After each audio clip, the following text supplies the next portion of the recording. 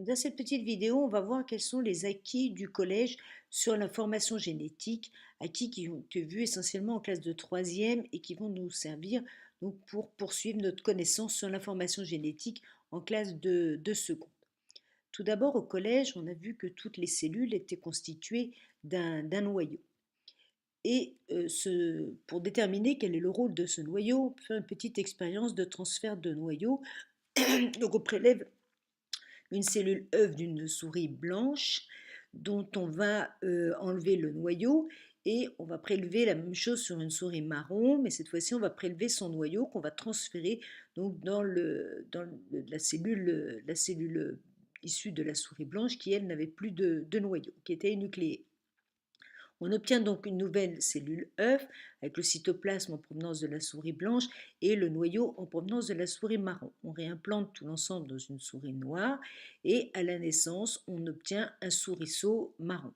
Donc, on peut déterminer que la couleur du souriceau, c'est ce qu'on va appeler donc son phénotype, c'est-à-dire le caractère observable, va correspondre donc à la souris qui a donné le noyau, c'est-à-dire le génotype, c'est-à-dire l'ensemble donc des gènes de l'individu.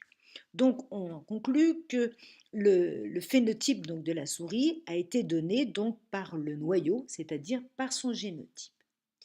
Alors, qu'est-ce qu'on a à l'intérieur d'un noyau? Peut-être fait cette expérience donc en classe de troisième, pardon, d'extraction du contenu du noyau des cellules.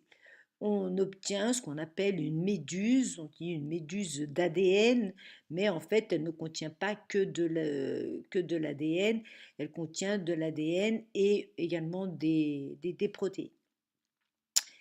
Ensuite, si on fait un petit peu donc, tout ce bilan, on peut voir donc, la cellule, à l'intérieur de cellules, donc on a ce noyau qui contient des chromosomes.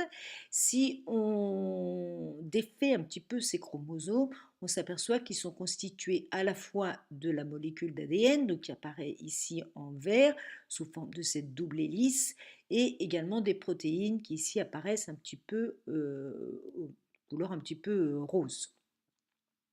Maintenant, si on va voir un petit peu de plus près les chromosomes et notamment l'information génétique donc contenue dans ces chromosomes. Au collège, en troisième, tu as entendu parler donc de gènes. Qu'est-ce qu'un gène exactement? Un gène, c'est une portion de chromosome portant l'information génétique, une portion d'ADN, portant l'information génétique déterminant un caractère héréditaire. Tu as peut-être vu ça avec les groupes sanguins A, B, O. Donc l'individu va avoir le gène des groupes sanguins, donc il va déterminer s'il sera de groupe sanguin A, B, O ou AB. Un gène est situé à un endroit précis du chromosome. On dit que c'est sur un locus. Et comme tu peux voir sur le schéma ici, tu peux avoir plusieurs gènes donc portés par un même chromosome. Voilà, ici par exemple, on a un gène. Et là, ce qu'on va appeler les allèles, ça va être les différentes versions d'un gène. Tu vois qu'ici, sur un des chromosomes, le gène représenté donc une couleur un peu marron, sur l'autre bleu violacé. Donc ce sont deux versions différentes d'un même gène. Donc on parle de deux allèles. D'accord?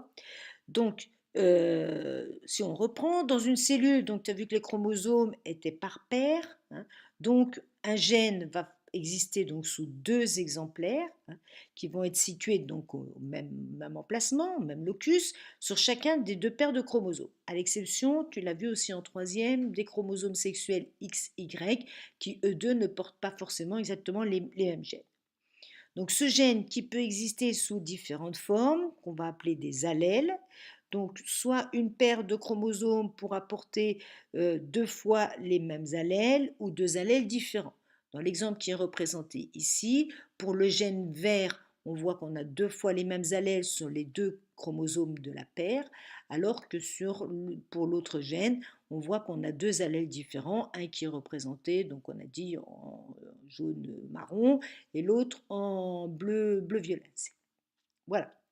Donc ça, cette connaissance de gènes, allèles, c'est indispensable de correctement les maîtriser pour pouvoir comprendre la suite du programme de seconde. Maintenant, qu'est-ce qu'on va voir en seconde? En seconde, on va aller un petit peu plus loin, on va voir la structure de la molécule d'ADN, on va voir quel est son mode de codage. On verra que ce mode de codage, il est universel, donc chez tous les êtres vivants, ce qui va nous faire penser peut-être à une idée donc de parenté entre les êtres vivants, hein.